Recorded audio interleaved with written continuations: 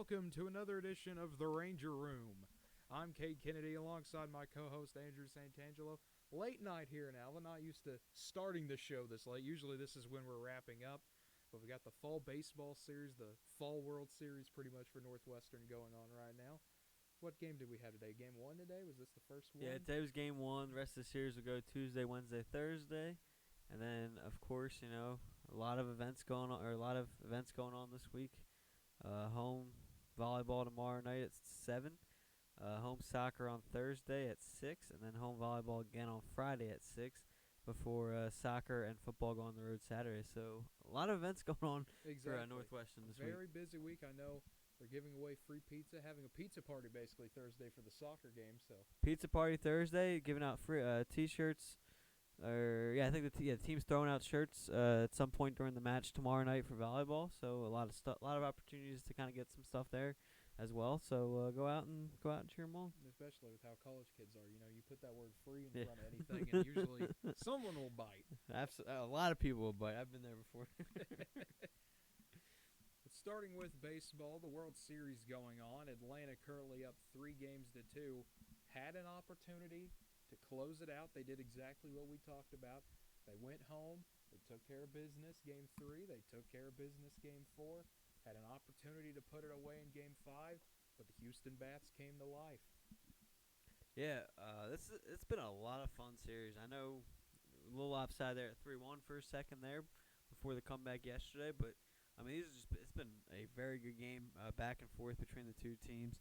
Yesterday, Atlanta with an opportunity to close the door down, goes up 4-0 in the first inning on a grand slam to get things going, and then a nice job by Houston to just chip away, continue to climb back in the game. Then all of a sudden they're up 9-5 in the blink of an eye there late in the game, and now they get it back in Houston. So I think it's a great opportunity for both teams now. Obviously, I think Atlanta has to win Game 6. Personally, I think if it goes 7, it's going to be Houston. You have an opportunity against Houston tomorrow. I don't know if they've named the starter yet. I know they're doing a bullpen game. So it looks like they're starting Luis Garcia out of the bullpen there for Houston. So that's why I think Atlanta needs to take it tomorrow, because you're going to get Houston's bullpen game on Tuesday, and then once after that, you're going to go back to their starter. So I think you have to figure out a way to win tomorrow if you're Atlanta. Yeah, I agree. I mean, we've seen how this goes. When you get a 3-1 lead and you lose Game 5, especially now having to go back to Houston, you cannot let them win Game 6 at all. The momentum just can be too strong, and especially in baseball, which I think might be the most momentum-based sport. Yeah, especially when the way you lost, because that's a deflating loss. It's not like Houston jumped out in the first inning, went up 4-5-0, took a big advantage, and never let it go. No, Atlanta went up 4-0, and they blew the game. And then even after Houston tied it, I know it's not a huge lead, but Atlanta takes the lead right back, goes up 5-4, holds on to it for an inning or two, and then later gives it back up. So that's a little bit of a deflating there. I think Atlanta's used the bullpen a lot, and it's been excellent. But I think yesterday you started to see a little bit of wear there in some of those guys. So we'll see. We'll see what happens. But I think it's going to be a lot of fun here down the last, at least one more game. But I think it's going to go 2 more. And I'm still going to stay with Houston. I think Houston's still going to pull it off going back out there. So I'm excited to see the way these two games end up, or one game end up. Hopefully, too. I'm not ready. I'm not ready to watch baseball, and it's my favorite sport. So I know. Well, unfortunately, it is going to end November 3rd, whether you like it or not. But it will be very fun to see. This is always just such a great time of the year with baseball coming to a close in the best way you can. Obviously, we're going to crown a champion here in a few days. You have hockey, basketball just beginning. And college football, the college football playoff tomorrow night. The first rankings, that's going to be interesting. We'll get to that later in the show. But the NFL had a very strange week, which doesn't surprise me. It was Halloween weekend. Why wouldn't you? But speaking of the concept of Halloween, Halloween's now done. What tricks and treats do we have left here in the World Series? That's a good question. There's going to be a lot of different stuff. I mean, I think we used one yesterday when a pitcher comes off the bench to pitch hit and gets a hit in Zach Greinke. They used to be using all the tricks they had last night. I don't think that's out of Greinke hitting's out of the question, but I don't think using your bench, I think, is going to come up bigger than usual here down the stretch. I think when you get late in these games, you're going to start to see managers pitch run a lot. You're going to see them try to steal bases. I think you're going to get some of those trick plays like hit and runs and stuff, trying to get that extra opportunity. And you got a veteran manager in Dusty Baker who likes to play some old school baseball as well. He's not ready to kind of give that up yet, and we talked about it way back in the first series of the playoffs when you had Dusty Baker against Tony La Russa and them going back old school. So it's been fun. I think Dusty's got some tricks up his sleeve. Atlanta's going to have some tricks up their sleeve as well. I think it does benefit Atlanta a little bit. It sounds weird because Houston's a team used to it. But I think Atlanta, with a lot of their hot hitters they got there to start the series, they had to bench a couple because they didn't have the DH. So it's going to be nice for Atlanta to get back having to the DH in that sense because they were able to take advantage of it early on. But listen, I don't know. I'm interested to see in terms of Houston how they manage that bullpen game. You're going to see a couple weird things that way. I think Atlanta's tricks. I think their trick would be. I'd say their trick would be looking for some of those kind of that rotation in the outfield. You don't know which way they're going to go with it with Eddie Rosario, Jorge Solar, Jack Peterson. They have been all playing very well this postseason. Credit to, I'm blanking on his name and the GM, but he went out and made moves at the deadline to make this even possible for him after losing Marcell Ozuna and Ronald Acuna. So Braves are going to have to pull out the tricks. I think it's going to be crazy to see here, but pay attention because it's going to be wild. I mean, the one treat, obviously, I think that needs to go that's self-explanatory is the offense. We're going to continue to see this hot hitting. Yes. It's going to be absolutely insane. The one thing that's not really a trick or a treat is expected, but I'm looking at the ticket prices here. Game 7, if we get there, the lowest ticket, the cheapest ticket is $618. That is crazy. I understand baseball is, big, but in Minute Maid Park, the cheapest ticket for Game 7, which we don't even know is going to happen yet, is $618. Yeah, for the sit 320. I'm just picked the random section. 320 is $1,000. That's insane. Keep in mind, that's the third row. This is upper deck we're talking about. I'm looking down here kind of 220, 226. We're looking at $2,000 a ticket, and it's sitting even the outfield to where, maybe catch a home run ball or something like that. It's still $1,000, which, I mean, sometimes it feels like highway robbery, but people want to see this team win. Now, granted, they might be just in the city of Houston and southern Texas, but at least someone wants to see the Astros win, or who knows, maybe we'll see a bunch of Braves fans try to overtake Minute Maid Park.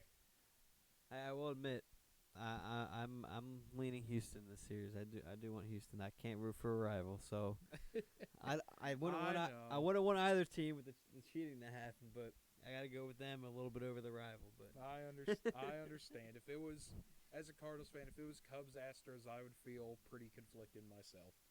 I don't know what I would probably root for them both to somehow tie in Game 7 if that's even possible.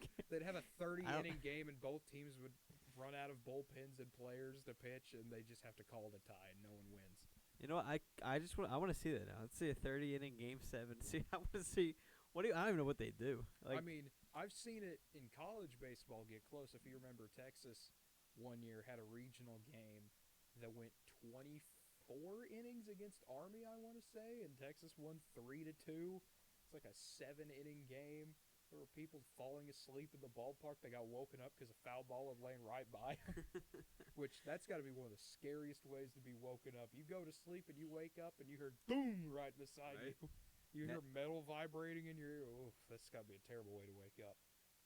I'm sure there are worse, but I can't think of that many. Not much worse than my alarm, but yeah, it's definitely worse. But moving on to the NFL, as I mentioned, another crazy week. Let's get started with the Thursday night game as Arizona undefeated no more. Aaron Rodgers and the Green Bay Packers do what they do best. They win games. Yeah, credit. You know what?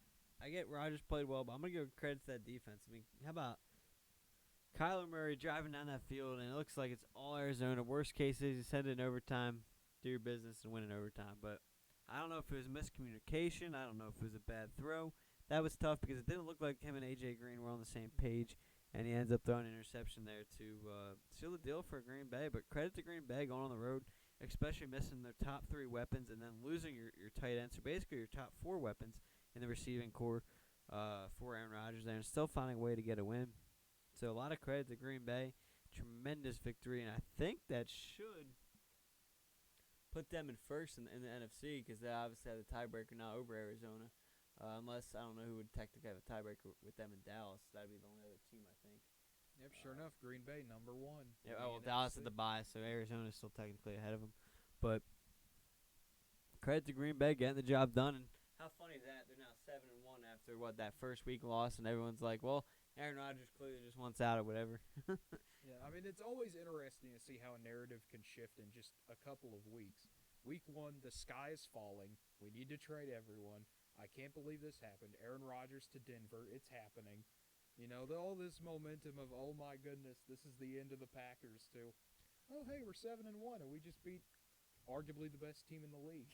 Wait, it's the same thing. I mean, you look at every year, and I think we talked about it a little bit last week, waiting for that 1 week where it's like, oh, Tom Brady's done it. Well, exactly. Every year, I think it was the year after. Was it the year after I think it might have been the year after he lost the Super Bowl to the Eagles. They got blown out week 1 or whatever, and it was like, oh, Tom Brady's done or whatever. That was the last chance, and then they go on to win the Super Bowl. I'm pretty sure it was that year. It's finally here in New England. And then even when they went over to Tampa Bay, I think Tampa Bay got blown out to the Saints. That big Drew Brees. A pattern with the Saints here. Drew Brees Brady game, and then we'll get into this week, but he finds a way to lose that one too. So, and then obviously to your point about Rodgers getting traded to Denver was the rumor. Well, we see those rumors all the time, and we'll get into a big one here later because tomorrow also involving Denver. Tomorrow's the trade deadline in the NFL. I believe 3 Eastern, so 2 Central for us, I think. Don't quote me on that. It's within an hour or 2 of that. But tomorrow is 100% the trade deadline. And the hot stove was cooking pretty early here today for the NFL. So exactly. You always love seeing the trade deadline. It's honestly one of the greatest times of the year because you hear so many things that are not true, but you just kind of go with it. Absolutely. I think once we get closer to the NBA trade deadline, that is my favorite. The amount of rumors I have heard just on that day alone of random things. I mean, that might as well be like, Cleveland's going to trade their first-round pick for this bag of potato chips Green Bay has on the ground. That's how it feels sometimes. It's like, that's not happening. See, my favorite is baseball. Nothing will beat baseball's trade deadline true. to me. It's just constant rumor after rumor. And whether the rumor's true, that guy is usually traded. My favorite is always the guy who gets traded for himself. Like, how does that work? And so-and-so traded for $100,000. Or so-and-so traded for a player to be named later. Yeah, like I said, and that can be yourself. I've seen people get traded for everyone's favorite cash considerations. Yeah. Cash considerations is everyone's favorite player because who doesn't like money? That is true. But there are some teams that have had some trouble in the NFL. Carolina and Atlanta have been 2 of them. And Carolina holds on to get a 19-13 win over the Falcons. This is a big win between the 2. I know last week we got a little bit in the playoff talk a little bit. This was a big game for that wild card spot, that 7th wild card spot over there in the NFC. That win puts Carolina 4-4 in 7th, while that loss drops Atlanta down to 3-4. So that was basically for that last playoff spot now, and it opens up a wide margin there for that 7th seed. I mean, you talk about what we're looking at now, but Carolina got the job done. I mean, I don't know how they got the job done because that was not one of those pretty games there. But Darnold leaves the game early, so you have to kind of bounce back there. P.J. Walker kind of had to man the fort down toward the end. It wasn't much, but he still had to do his job in terms of late in the game. And I think Darnold's pretty questionable for this week, so they might be rolling with P.J. next week, depending on Darnold's health there. But this was one Atlanta should have won and could have won, especially at home. This is one they'll be kicking themselves mad about here late in the year. Yeah, and if you're Carolina, getting back to 4-4 is just such a huge thing after having a 3-0 start to the year, then falling apart for a few weeks with tough games. We had to hear the whole, hey, look at this, Carolina's not who we thought they were. And now, really, if you're Carolina, you kind of control your own narrative at this point. You're 4-4, clean slate, basically. You're dead even again. Now you just got to figure out ways to win. And speaking of ways to win, Buffalo keeps finding ways to win, and usually it's pretty dominant. Not a surprise here. 26-11, they beat Miami. That score is a little misleading, though. It turns out to be 15 points. There was some controversy late there. I don't know if you all saw the whole thing. Basically, what happened was Buffalo went for it instead of usually you see teams kneel down toward the end of the game, but they went for it and got a touchdown late in the game to put them over that mark of 15 points or whatever. But hey, it was important. It was important for some of those Vegas fans out there because it covered the spread. It's what we call on ESPN the bad beat, because that's what they got in that game. This was the gambler's paradise game where if you really needed Buffalo to get that touchdown, you were so excited that they scored. But if you needed Miami to cover, you were in a bind. Yeah. So sorry out there to whoever lost on that one, but we'll get to my favorite bad beat of the week when we get to college football. If you know the game I'm talking about. I think I do. We'll see. And then real quick, one thing I would say, if you're a Buffalo fan, because obviously Miami's not good. If you're a Buffalo fan, the one thing to take away from this game, I think, is to be excited about is how they were able to utilize and get Cole Beasley involved. Yeah, I haven't really seen much of him so far this year. I think everyone's expecting more out of him, but he came out there, got 110 yards this week. I think that was really good to see, and hopefully that's something Buffalo can continue to do as they roll through the season and continue trying to get that offense in sync. One little bit of concern there. I know they don't really have any top-tier running backs on that team, but anytime your quarterback's your leading rusher, I think is a little bit of a concern, especially against, again, a team like Miami who's got one win on the year. And especially when your leading rusher's 55 yards. Yeah. That can be a cause for concern, but like you said, when you're playing Miami, you can get away with it. Exactly. As long as you get the win, you survive. Then San Francisco getting a 33-22 win over the Bears. Jimmy Garoppolo having a big day. We talked about should they start Lance, should they start Garoppolo. What do? He comes out, throws for 322. Yeah, tremendous game for him. And how about Elijah Mitchell, too, for San Francisco? They've had a couple tough breaks as well in the running back spot. He rushes for 137 yards. I think he scored a touchdown. So a nice week there for him. Good week for San Francisco. That was a lot of people undervalue Chicago, but to me that was a solid go on the road win there against that Chicago team. Garoppolo come back from the injury, still obviously starting to figure things out. Gets the job done, puts up a 30 spot for that game, and a nice win there for San Francisco. As again, we talked about it, not much room for error in that division, so an important win there for San Francisco. And that's a team. We talked about the struggles early on. If they find a way to get healthy and kind of figure things out, they could fall in that 6 or 7 spot, and then they're a dangerous playoff team. If they're healthy. Yeah, currently 9th right now with 3-4 record, tied with Minnesota and Atlanta. So it will be interesting as the season continues. How do these plot lines develop? Another big one, the AFC North, everyone's favorite division, especially if you're an OU fan, where it seems like talent is everywhere. But there's talent everywhere, of course, from other teams. OSU, you've got Mason Rudolph, James Washington on the Steelers. They didn't really play a whole lot, but Pittsburgh gets a 15-10 win over Cleveland, a much-needed win for Pittsburgh, I think. You've had a few kind of shaky games against teams that maybe aren't the best in the world right now. Geno Smith-led Seahawks team, the Broncos a few weeks ago. But to beat Cleveland, who was getting healthier, Baker Mayfield came back this week. Pittsburgh 15-10, solid win. Defense living up to its potential, doing exactly what it needs to do. Yeah, absolutely. It's fine. I was going to say something, but I might have jumped too far a little bit too early. But this is one of the better wins of the week at NFL teams. Now that I think of it, there's a lot of them you could actually go down to. So I don't know if I'm going to go that far yet. We'll see when we start wrapping this week up. But this is a very big win for Pittsburgh, keeping them in where they're at. Again, a division we talked about last week. We thought there wasn't going to be much room for error, but then we saw a big upset in this division. We'll get here to in a little bit.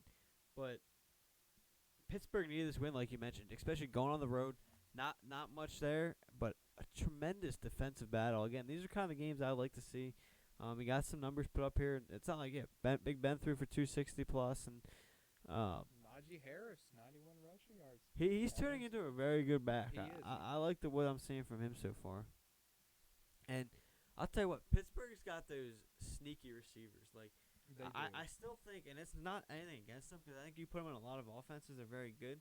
The one thing I think they're missing is they're still missing that number one guy. Like, I think they got like 4 number 2 guys, but if they ever get that number 1 guy, and obviously they had him in Antonio Brown, that whole situation went down.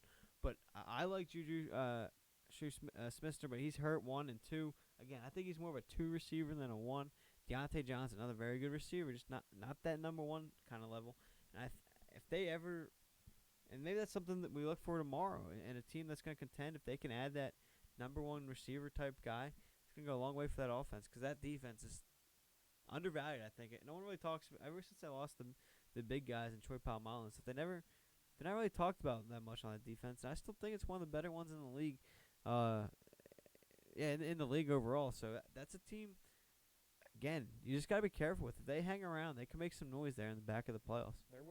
Pittsburgh, it feels like, is always like this. If they're not one of the front runners, they're still going to be there. Their offense can play terribly, and they can still be in the game. That's just how their defense is. Exactly. And listen, they're well coached. I mean, everyone kind of went crazy about Mike Tomlin a few years ago because they finished 7-9. But you gotta remember, they lost, I think, 90% of their team almost. Obviously, that's an exaggeration. The only questionable decision from Tomlin was the weird fake field goal at the end of the first half. I just kind of I understand the logic behind it, but at the same time, just take the points. And then you lose your kicker. And then you lose Boswell. I will say this: did you watch that whole game? I did. I keep my red zone on, even though I am a Browns fan. I like to try to keep up with the league as much. I had red zone on too. I think they were showing a little bit. Fake field goal, but they did. I was gonna say though, Cleveland got some unlucky bounce or breaks. Some of those roughing the passer and those calls would drive me crazy. And I had no interest in that in terms of rooting interest. I had no interest in that. The one that made me furious was Baker getting hit out of bounds and them not calling it in the fourth quarter. If you remember the play, Baker gets hit, that he comes and runs out. He's excited, getting the crowd amped up. And earlier in the game, Najee Harris gets hit out of bounds, and they called it. Perfectly fine, acceptable call. And then it happens later in the game. All I ask for is consistency. Well, the funny part about better word you want to use, the thing about that Baker play was that was the drive right after Pittsburgh's drive was extended 3 times because of roughing the passer calls. Yeah. And then you turn around and they don't give it. And that's the difference. They always say, well, the quarterback's a runner or whatever and all that jazz that goes on. But still, like you said, consistency is big. And speaking of consistency, Detroit is consistent in losing, which is obviously not where you want to be. But Philadelphia, 44-6. They just kind of had to let Detroit beat themselves out here and weather the weird storm of what in the world is going on in Detroit. Philadelphia, giant win. I don't know where that came from because, I mean, I've been on here last couple of weeks talking about Detroit like being a sneaky game because they've hung around with the Ravens, they've hung around with other teams, and then all of a sudden I'll tell you what, watching a full Detroit game. Did you have fun? I think I want to take back everything I've said these past few weeks watching that Detroit team. Because, that is a mess of a situation. That's the best way to put it from a non-Detroit fan. I'm sorry if you are. I mean, good luck. I'm sorry you were born into that. Good luck the rest of the way because I was trying to defend him a little bit here. Last couple weeks saying, Houston honestly looks worse even though they've won a game and all that. Same with the Jaguars. But after a game like that, you can't defend 44-6. Yeah, that's not losing to the Chiefs, the Packers, like one of those teams. You're not losing to world beaters. That was a struggling Eagles team too, and I mean, Jalen Hurts I think finished with like 105 yards. The Eagles just ran the ball down their throats in terms of Detroit. I mean, honestly, I'm surprised to see Jalen Hurts the leading rusher here. Boston Scott had like 55 yards, I think it was in the first half. So I guess they did kind of slow up a little bit and not use him as much. Also, just kind of looking here, Boston Scott 60 yards, Jordan Howard 57. Gardner Minshew got to throw 2 passes, 2 for 211 yards. Okay, am I crazy or did that last page say Jalen Hurts was the leading rusher with 55 yards? No, it said 70. Okay, I guess I'm crazy. Yeah, he was averaging 10 yards a carry. No, that was very good. I could have sworn that last page. But, I mean, the Eagles had 2 different rushers run for 2 touchdowns. So it was a very it was not your traditional Eagles game. And no, Eagles running for 236 yards, 46 carries. That's 5 yards a carry. When you're getting 5 yards of carry on the ground, That's what you're supposed to do in your Philadelphia. Why throw when the run works? When you ready for this? I'm coming home, baby. Running back was out. Apologize for the weird sound glitch there, but Our starting running back was out that game. exactly. That's the weird part. Is when we had a running back, I've been on here complaining that we're not running the ball, and then all of a sudden, our starting running back's out. Let's run the ball. Let's run the ball like crazy. I wonder how he's feeling. Like, Yeah. man, they don't run the ball with me, but first game I'm out. Let's run the ball. Yeah, you're just sitting over there like, I want to run the ball. Okay, we're gonna run the ball. What? This isn't what I meant. Come on, coach. And the tough part as a fan, and I'm sure you've had these with OU games and everything, and even Browns sometimes, but it's like I don't know as a fan what to take out of this game. Like, did we actually learn from our mistakes, or did you just beat up on a bad team? So I don't really know how to feel out of this game. It's like, okay, let's move on. Let's just get to next Sunday and see. I think it depends on the opponent sometimes. Because if Oklahoma or Cleveland was to do this against like a 500 team or something, I feel pretty good about that. But, I've seen my fair share of OU versus FCS teams where, example, the Western Carolina game earlier this year, where it's like, I'm glad we dropped 76. It's been a long time since we've seen that, but we didn't learn anything. Yeah. All we learned is one of our backup running backs is the meteorologist for OU Nightly. That's cool, but that's about it. Nah, I'm with you. That's why I'm hesitant to take away from this game. I'm like, okay, nice. Now let's just skip the next Sunday. Give me that game against the Chargers, and we'll find out if it was a learning experience or just one game. You just kind of learn more about how bad the other team is instead of how good your team is. I don't disagree with that. But next game up here, Tennessee and Indianapolis going to overtime. Derrick Henry with the injury there. That is never good to see. But Tennessee holds on, gets the win.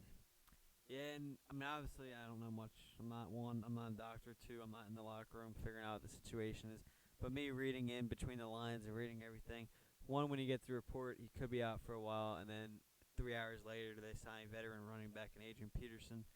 Something tells me Derrick Henry's probably not coming back this year. I know that's what the report said too, but tough break there, especially for a guy like Derrick Henry. Fun guy to watch.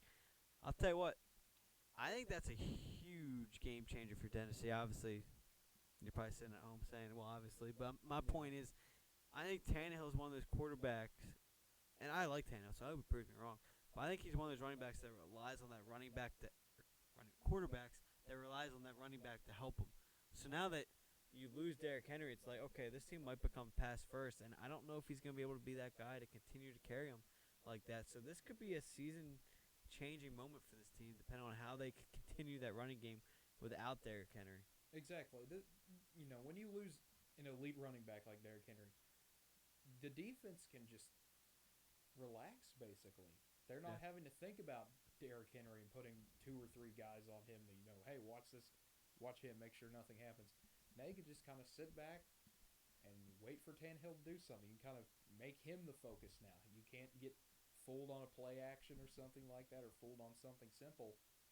You can just look at what Tannehill does now and read him. I will say this is a very – it sounds funny to say because Tennessee is a good team and had 5-2, 6-2 going into that. Yeah, I believe but they're 6-2. my thing is, I think this is a very bad loss for Indianapolis. They have plenty of opportunities to win this game. You go up 14-0 in the first quarter. You have a chance to. I think it was a tie game. Yeah, hit the ball back late. You have the pick six happen on a crazy play, and then you go down the field, tie the game. You get the ball first in overtime, can't convert.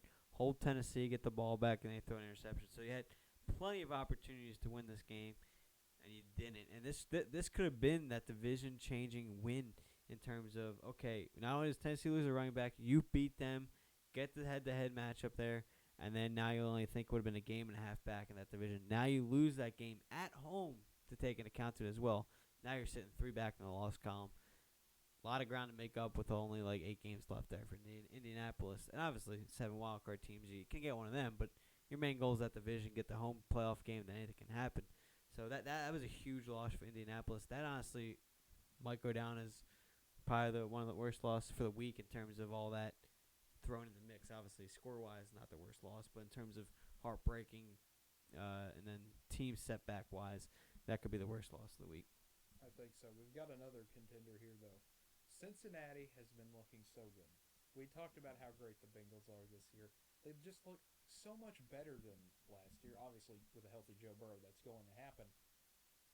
And here come the New York Jets. And here comes Mike White at quarterback. Mike White throws for 405, and the Jets beat the Bengals 34-31. Now, this was a game I did not get to see the ending of this. I had to leave, and the Bengals were winning, so I assumed the Bengals won. I checked my scores later on. I was just stunned on how this one happened. But seeing some of the highlights, the Jets able to make a great just rally and win this thing. Yeah, that was an incredible win there for the Jets. And I don't know if you said you watched the red zone, so I don't know if you saw when they put this stat up.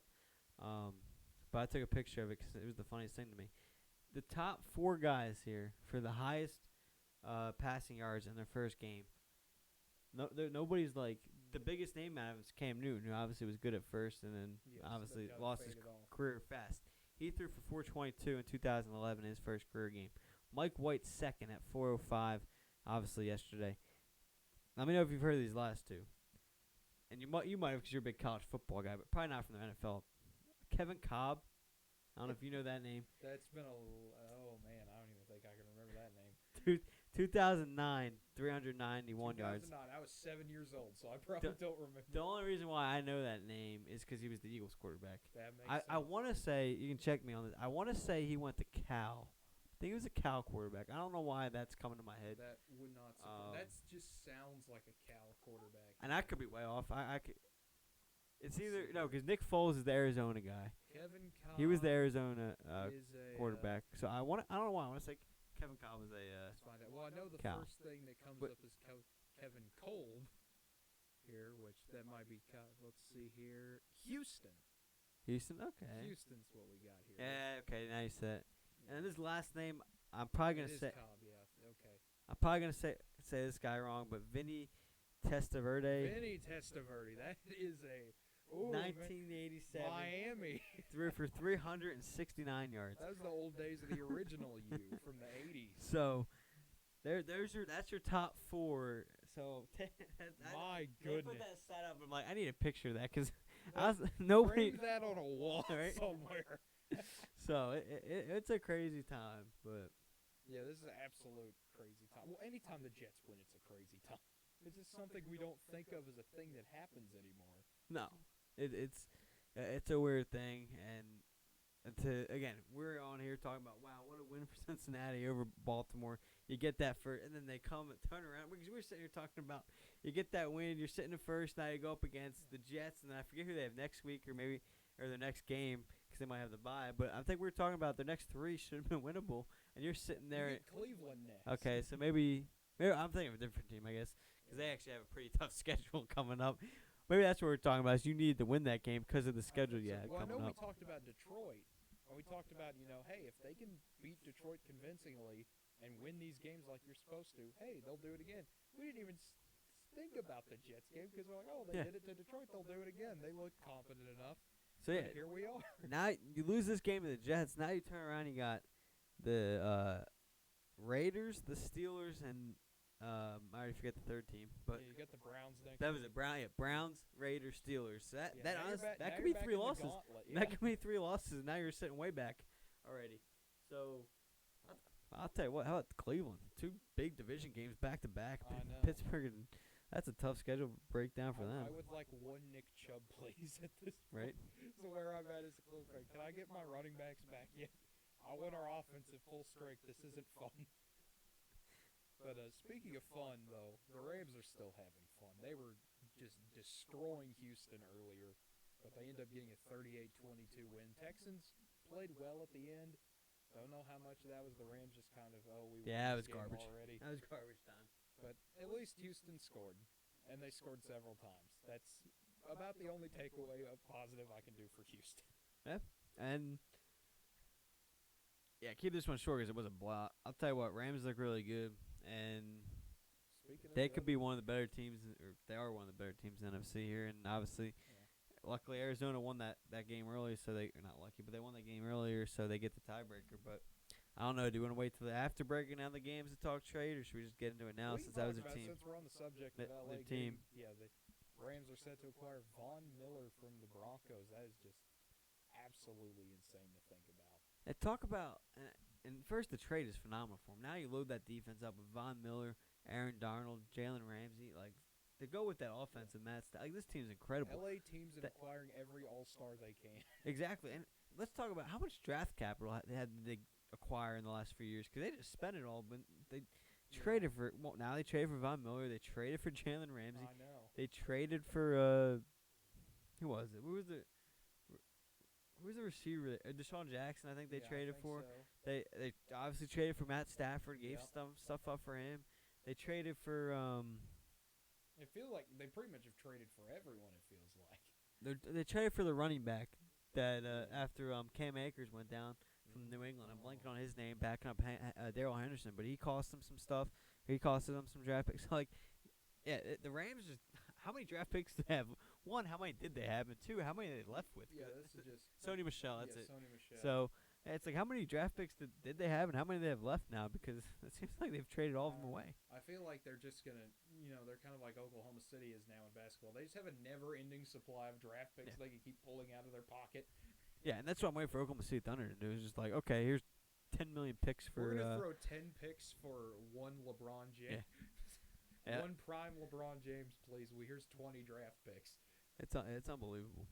But it is. Well, since we're still on this, we'll talk about Houston trading away because now that's a whole topic. Mark Ingram going back to the Saints, and we'll get into that and seeing the impact this weekend already. But Houston, obviously a tanking team, trades away Mark, and now Brandon Cooks, who had a lot of garbage time stats in that game. Very good receiver still. I think if he had a better quarterback and team he's on, he's a name to look out for as a trade deadline comes up. And I was talking about Pittsburgh. I could see them. Juju, I think, is out for a year. I think he's fully out for a year. They ruled it. So maybe Pittsburgh and Houston can come up with a deal for Cooks because I don't know if you saw Cooks' tweet. He was unhappy when Mark got traded. Because now he's on stuck kind of there. Alone. Yeah. So and Saints get Michael Thomas back. I think this week. He's obviously been out here. Maybe the Saints bring him back. Cooks as well. There's some teams. I would be honestly. I'm surprised if Cook's still a Houston Texan come the deadline tomorrow. It's going to be very entertaining to talk about. But speaking of Los Angeles, we got another team in Los Angeles, the Chargers. They disappointed again this week, losing to the Patriots 27-24. Another team we talked about with so much promise, and now here they go being the Chargers again, that we're kind of used to seeing. Yeah, I think you could take this game many different ways. I think it's a bad loss for the Chargers, a game they probably should have won. I think my eyes are open about New England because this is a very solid win.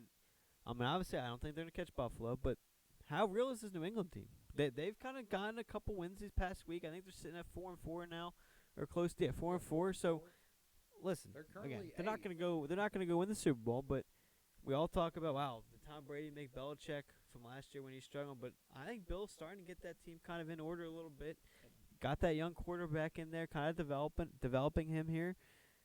You're sitting only a half game back now, the Chargers, for that playoff spot. Well, you have that tiebreaker. So when the whole bye week catches up, we'll see what the Chargers do.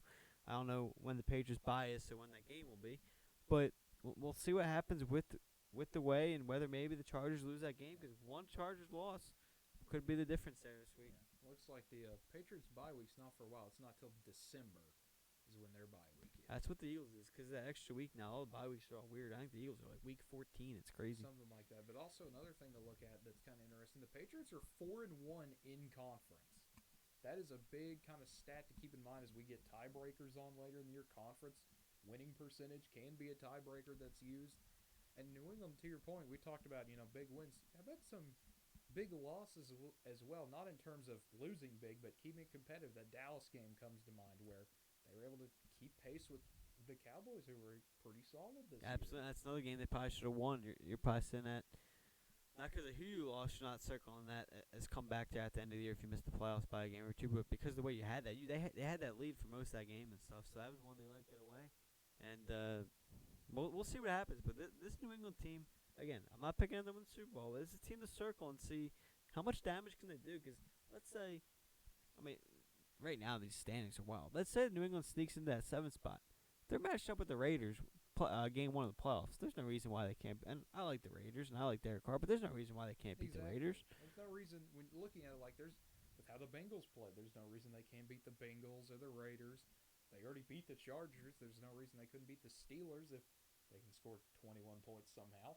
So That's one of those games you can win. this game, this season, I think has been pretty even, and I'm excited to see the way it goes. But I mean, we'll see what happens. We will. And then another one here. This is just kind of mentioning it because we have to mention it. Seattle gets a 31-7 win over Jacksonville. Another news: the sky's blue. Breaking news on that one, but Yeah, no. Credit to Seattle. I was a little surprised that they won this big because the way Geno Smith has looked.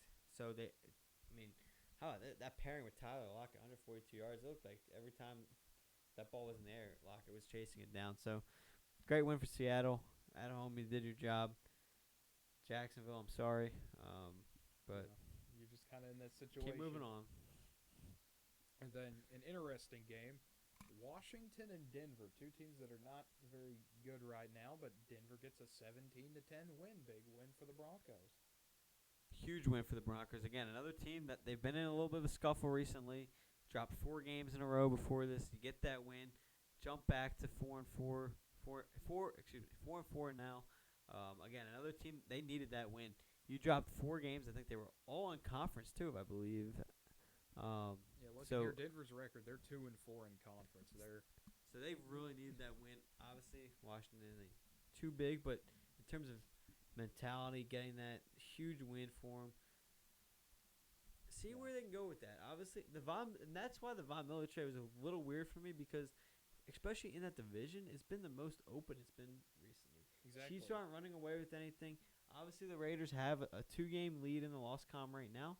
But the Raiders are it's not like the Raiders are a team that's going to run away with the division. The Raiders are kind of like the Chargers. They can come back down to earth at any time. So, and that's where I was surprised at that Miller trade today, but that's the direction they want to go. And that tells me, I don't really see anyone else on that team getting moved. Maybe a corner. I think they have a pretty good corner who's kind of on the older side too, like Von Miller. Yeah. So maybe you see a corner go. But that was a very odd selling kind of move that I did not expect from Denver. And then next game up here, I think really kind of the upset of the day, and that's saying something because the Jets game happened. Yeah. New Orleans did it again. They beat Tampa Bay again, somehow. 36-27. This is the second year in a row this has happened. I don't know what it is about the Superdome that does this, but it's that Saints defense. I don't know what they do and what they do different than everybody else. And it sounds crazy to say because Tom Brady still put up 375 yards. Brady still threw for 4 touchdowns and all that. But what they did to Brady that you usually don't see from Brady is turnovers. Brady had a fumble. I believe he had 2, maybe even 3 interceptions. I know he definitely had a fumble and 2 interceptions. He threw a pick 6 at the end of the game too. And he threw the pick 6 and that was that whatever they do to Tom Brady to force those turnovers, that's what they do that other teams seem to can't. And it's very weird, but credit to the Saints. And you know what? Credit to the Saints on the season too. I think a lot of people, including myself, did not expect much from the Saints team. Drew Brees retired, missing Michael Thomas for most of that year. Well, they're sitting here. They're 5-2. They're acting like they haven't missed a beat and anything. Obviously, missed Drew Brees a little bit, but they're in the playoffs right now. But I think what helped them a little bit. Obviously, I did not wish injury upon a guy, especially Drew Brees, who's been a phenomenal player. But I think him getting hurt, missing some time last year, kind of helped them in a way because it had them prepare for this. And Winston was able to play a little bit, and Taysom Hill was able to play a little bit. But then you lose James Winston, and you still win this game. Like that's what was unbelievable.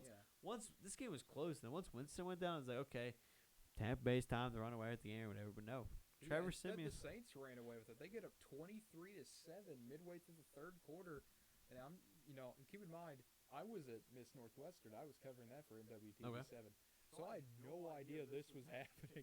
I get back. I'm talking to one of my friends on the way out, and we said, okay, Saints are up 29-27. I've not seen anything about this game. All I see is Tom Brady has the ball. Turn it on. First thing I see, Tom Brady throws a pick 6. I'm just like, did that just happen? Is this happening again? And then I see, hey, Trevor Siemian's quarterback, and they somehow won. And I was like, okay, then. I guess the Saints are legitimate still. Yeah, and big. And you're right. This might be the upset of the day, even with that Jets. But a big win puts the Saints back in contention for that division. Only a half game back. We'll see what Tampa Bay does. But I'll tell you what, those top 6 NFC teams, if they didn't add that 7th wildcard spot, you'd have some pretty crazy playoff matchups there. But no, I was dumbfounded to see that game, and we'll see what happens the rest of the way. But I think Tampa Bay will be fine. And speaking of backup quarterbacks, Cooper Rush comes in for Dallas as they defeat Minnesota. As an Eagles fan, you're probably going to be thinking, how did this happen? Why did this happen? Why the NFC East? No, absolutely. I did once Dak Prescott was rolled out. I thought they'd be in trouble. They were in trouble for most of that game. The very defensive battle matchup. I don't know if you saw a picture of the late in the game when Cowboys took the lead. Before that was a 3rd and 12, I believe. It's an amazing picture where Elliott's like 2 yards in front of the line of scrimmage. And there's about I know there's 3, if not 4 Vikings defenders all before that first down marker. Somehow Elliott still picked up the first down. It was incredible. It was incredible to extend that drive because if they would have held him like they should have, they kicked the field goal going to overtime or whatever. But somehow Elliott gets the first down on the screen and then leads to. I'll tell you what. Say what you want about Cooper Rush, but he played phenomenal. He had a couple turnovers, but that throw at the end of the game, he could not have dropped that ball better to Cooper. Like tremendous throw and catch there. That might be one of the more impressive wins you'll see from Dallas this year. Yeah, to go and win with a backup quarterback against this Minnesota team who are not the greatest in the world, but they are good at hanging around until the very end of games. On the road, too, so good win for Dallas there. Continues to separate themselves from that division. Obviously, we already talked about Giants are tonight. We talked about that probably be we'll a get blowout. to that in a moment. But Washington loses and the Eagles won, but Dallas still maintains that 4-game lead in the loss column now. So that was a big win there for Dallas. And then finally, last game here, the Monday night game currently on right now. We have the score 14-7 Kansas City, 6:23 to go in the second quarter. The Giants are facing a 2nd and 8 from their own 20. It's been an interesting game so far. Both quarterbacks have thrown an interception. Daniel Jones actually has the higher QB rating right now than Patrick Mahomes by .2. So let's see. Mahomes is already 13 for 23, 100 yards, a touchdown, and an interception. I mean, that's just kind of crazy to think about. They throw the ball a lot, and that's expected, but that's not a good ratio to have already in this game. 13 completions, 10 incompletes. They're kind of 50-50 the entire game. I'm wondering if Darrell Williams, who had a very good week last week for Kansas City, if he got hurt or something. Because look at this box score. Derek Gore has 9 carries, 48 yards, and a touchdown. Williams has 4 carries for 10 yards. So I wonder if something happened there. Yeah, Obviously, Williams, we're doing the show, not really watching the game full play-by-play. So a little weird to see there. Derek Gore, first season out of Louisiana Monroe. Running back there. Seems pretty good, obviously, so far. Pretty good offensive line there. Obviously helps him out a little bit. But, I expect Chiefs to take care of business here tonight. And I think we both do, but I kind of want to check and see, do we have anything going on here that maybe we can learn about happened in the past few minutes, or maybe not. Got to see some of the Manning cast stuff here as they're popping up. Peyton Manning having a big reaction to Mahomes throwing an interception. I mean, the Manning cast has been so fun to watch. I don't know how much of it phenomenal. You've been watching. I've watched every second of it when it's on Monday. Sorry, that's obviously an exaggeration, but 95% of it when it's on. I honestly, when they're on, I have not put the actual Monday night guys on at all because they do the Manning broadcast along with the actual broadcast. But I have not listened to the play-by-play or color the entire year. I've only listened to the Manning stuff when they're on. Well, I haven't seen anything from Darrell Williams if he's injured or anything. But I saw he only had 5 carries last week, too. So did he? Maybe I'm thinking the week before that he had a very good week. He had 21 against Washington. He had 21 carries for 100 yards. So this Gore guy, I guess, have a good week last week then? I don't know. This will be kind of interesting to see what's going on here. Because, again, I never heard of this guy. So when I saw him have the touchdown, 10 carries. Looking here, this game, 6 carries. The rest of the season, nothing. So yeah, they just got this guy. He played in 2 games. He had 1 catch for 7 yards, but not one not one rushing attempt. So first game, first season too, which he must have been on some teams' practice squads because he's 26, so he definitely didn't graduate. But again, out of Louisiana, Monroe, so we'll see what he's able to do as this game continues. But solid first half for him as we're already almost at the halfway to the century mark. Exactly, he's making an entrance. Then as we look at next week real quick here, what are kind of some of the main games to look at here? Thursday night game, can the Jets keep momentum up against the Colts? All of a sudden that becomes an interesting game. Cleveland, Cincinnati, Denver and Dallas. Denver now trading away Von Miller. Where do you go from here? I think one game that will be really interesting that kind of feels like a no-brainer game to watch. Green Bay and Kansas City. That will be a very fun game. But the one that kind of has my eyes, Tennessee and Los Angeles. How does Tennessee react? How do they adjust without Derrick Henry? I'll tell you what, we went from this week where we talked about it being a down NFL week to next week being the opposite. I think this is filled with fun games from I'll leave out Thursday night. Well, the Jets won last week, so maybe it'll be a good game. Yeah, maybe Mike White will throw for 500 yards this time. From that first game on Sunday to the last game, I'm going to even throw Monday night. Because, I like Chicago's defense. If you like the defensive matchup, go watch next Monday night's game because Pittsburgh-Chicago is going to be I think it's actually going to be like the Pittsburgh game this week. But Cleveland-Cincinnati, great divisional matchup. Houston-Miami, be kind of an interesting game. Find out who's the worst of the worst, and we'll get that worst? second pick. Go Houston that game because the Eagles have Miami's pick. But no, I think again, New England, Carolina. People are gonna sleep on that game, but Carolina fighting for their lives. New England kind of got back. Both teams got back to the 500 mark. Who carries that over? Minnesota, Baltimore. Another fun game there. Minnesota's defense, Baltimore's offense. Green Bay, Kansas City. Arizona, San Francisco, divisional matchup there. A lot of stuff happening in that game at San Francisco. Can they steal that game? Really open up that division once again if that happens. And then, like you mentioned, that Sunday night game, Rams Titans. So a lot of fun-filled matchups next week. Complete opposite of this week. It'll be a fun day next week, next Sunday. And Eagles got 3 o'clock, so it'll be a fun red zone day for that first half of football. I mean, it's always a fun red zone day. Well, yeah. I mean, you could have the worst games in the world on it. It could still be entertaining. Exactly. And so that wraps up our NFL coverage, and now we make the trek on over to college football. And it was another crazy – I mean, I feel like I say this every week. It was another crazy week of college football. It's always a crazy week of college football. But there was nothing crazy about what they used to call the world's largest outdoor cocktail party. This was all Georgia. And it was mainly all Georgia's defense, as the Dogs get a 34-7 win over Florida. Yeah, we continue to say it. Georgia just continues to impress. I mean, they don't ever look like they miss a beat. I mean, I don't know. I think off the top of my head, outside that Clemson game, I don't think they've had a game within 7 points in a one-possession game. All they do is continue to go out there and take care of business.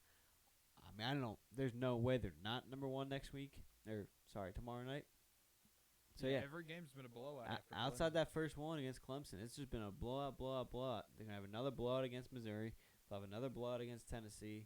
You'll blow out Charleston Southern. They'll go for – Yeah. That might be the first time we ever see a team somehow feel like they get negative points. And the only reason why Georgia Tech might be a little close for a little bit is because the fun in-state rivalry. So it might get that in that one.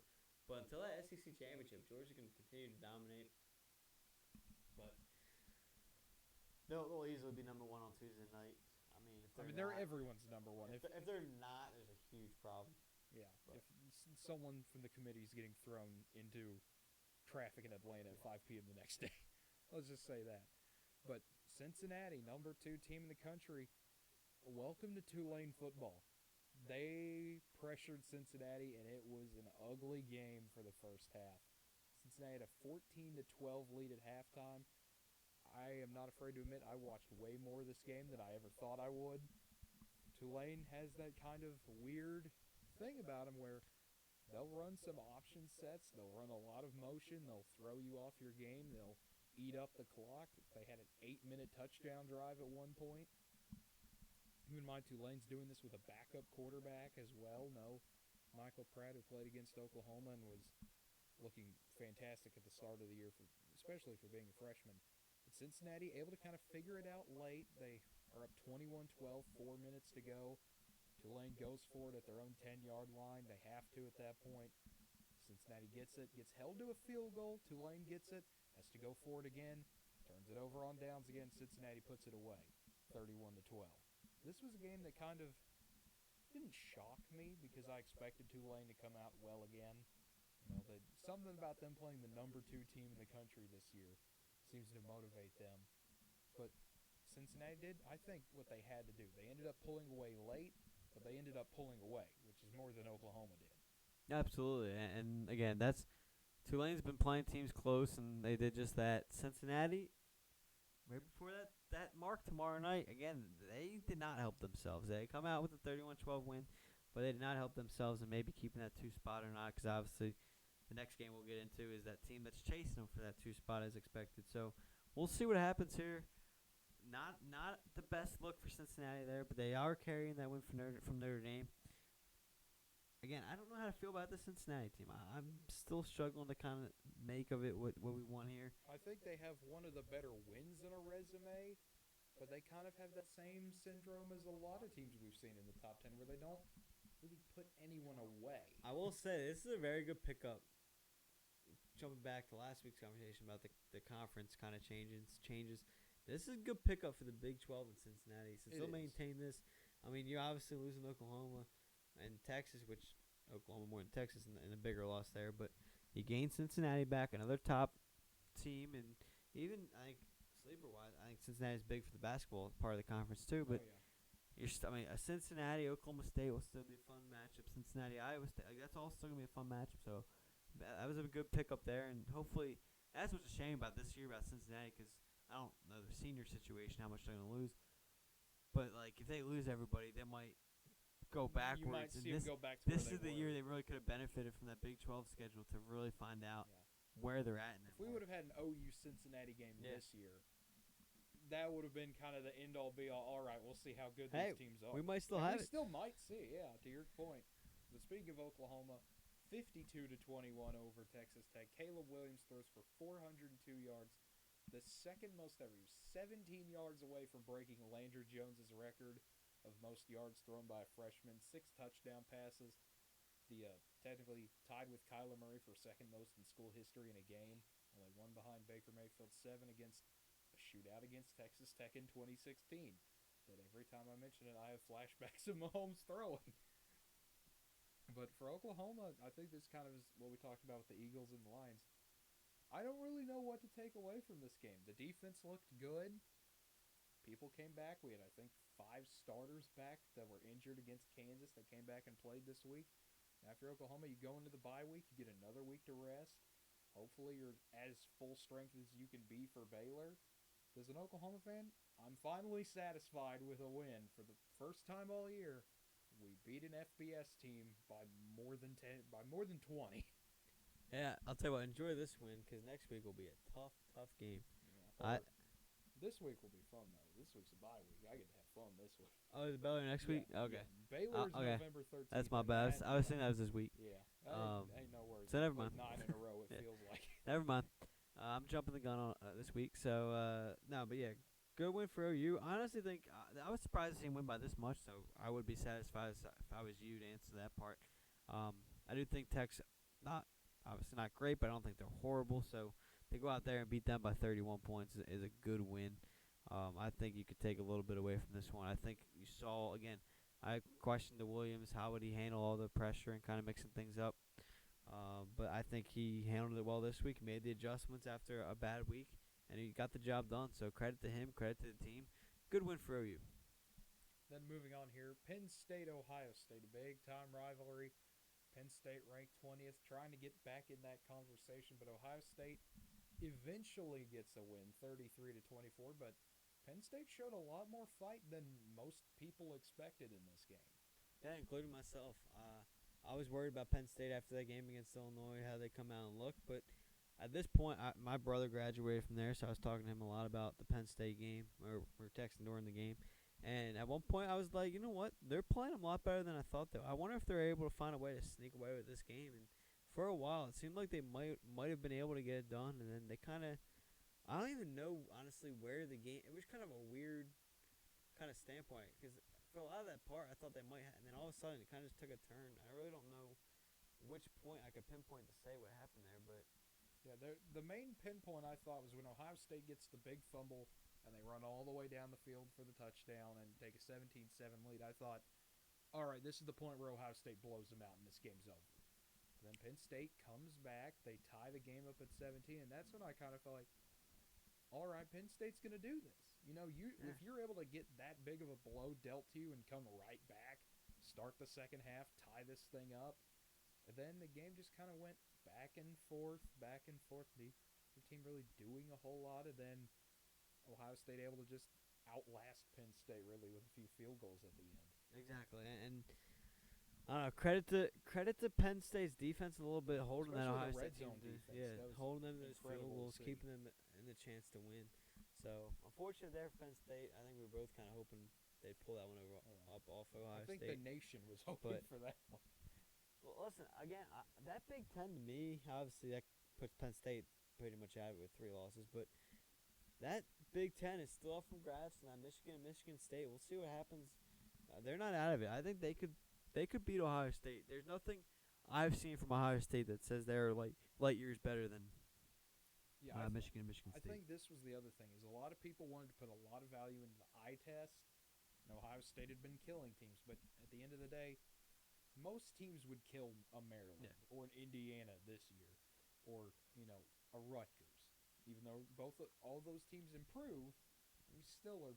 When you have Ohio State, and you have that big of a talent gap on them. You kind of expect them to do that. Absolutely. And so seeing, hey, this is their first big test since Oregon, they still looked shaky for most of the game. I mean, they were able to get the win this time. But granted, if Penn State is at full health, who knows how this game goes if Sean Clifford never gets hurt. And if he's at guaranteed 100%. If he's guaranteed 100%, I don't think they lose to Illinois. And then this game is then the this minor game setback. is, You hope for some Michigan over Ohio State upsets, and you're right back in contention. But tough one there for Penn State. Great, fun game, though, for college football fans to watch overall. The Big Ten did deliver. Especially the next one. Yeah, the Big Ten delivered on Big Noon as well. Michigan State comes back to win 37-33 over Michigan.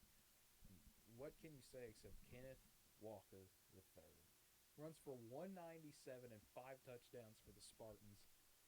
Just an absolute decimating blow to Michigan here because this is a game where they looked like the better team for 90% of the game, it felt like.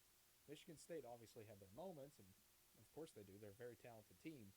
But Michigan was in control. It felt like they had a 30-14 lead, and then here comes Michigan State to tie it. And now Michigan gets a field goal looking like they might be able to put this thing away. They have the ball, and then they fumble. Michigan State jumps on it, takes the lead. Michigan was really never able to really recover from that. Yeah, it was tough to see there if you're a Michigan fan. I mean, this is And that just kind of it's feels the like hardball the norm era. for I feel like Michigan it's unfortunate. I think a lot of people expected more from. Seems to just for whatever reason can't get by those big games. But Michigan State, credit to them, not only for this win, but to get their. They went on that downfall a little bit. They got back up pretty quick, to be honest. So credit to them for climbing back in there this year. Big statement year for them to really do that. And I'm interested to see when do they have Ohio State. That's the game. I believe it's November 20th. So that's the game that you're in gonna the shoe. you're gonna really look forward to. Again, a tough stretch there. Michigan. Now you got We got Purdue. trap game. But Yeah. I think It will be. I think it's good. It's gonna be an interesting spot there for him, and we'll see what happens there going forward. I just think that Michigan State team is undervalued. And here's the thing, they got the win over Michigan now. Who's Ohio State's best win? Is it Penn State? I guess so. So I know we'll get into it a little bit more tomorrow, or later about tomorrow. Yeah. But can't you make that argument now with a great win over this Michigan team?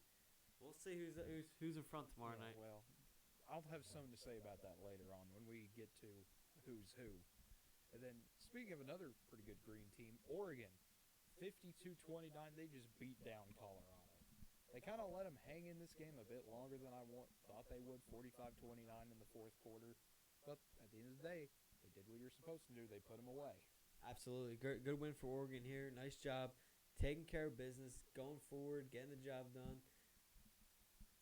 A tough game a little bit there. Pac-12. Colorado's played some other teams pretty close, so I don't think too. Colorado's kind of an odd team. Yeah. They've had some games where they play really close, and they have some games where they look absolutely terrible. So they just pick and choose, but no, good win for Oregon. Nice job taking care of business, staying up there in that top 10. And then the big upset of the day, which if you want to call it an upset, Vegas certainly didn't think this was an upset. Wisconsin rolls Iowa 27-7. We called this one too last week. I'll say it. Me and you talked about it on it last week, and we talked about how it was a trap game for Iowa coming off that. We didn't really know what they were going to do. They had that loss to Purdue earlier in the year, and then you come out here and you're going to Wisconsin, who was supposed to be a pretty good team this year, and they're able to figure things out that week, get the job done.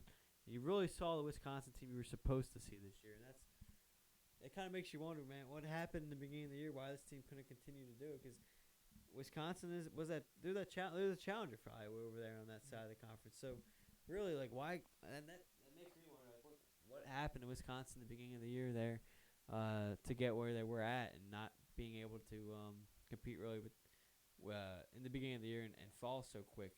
And keep in mind in the Big Ten West, and then we're looking at it here, Minnesota is now in first place with sole possession of the Big Ten West. And the funny part about that was, man, we were talking about how Iowa was going to run away with it and stuff because we were like, oh, that's good.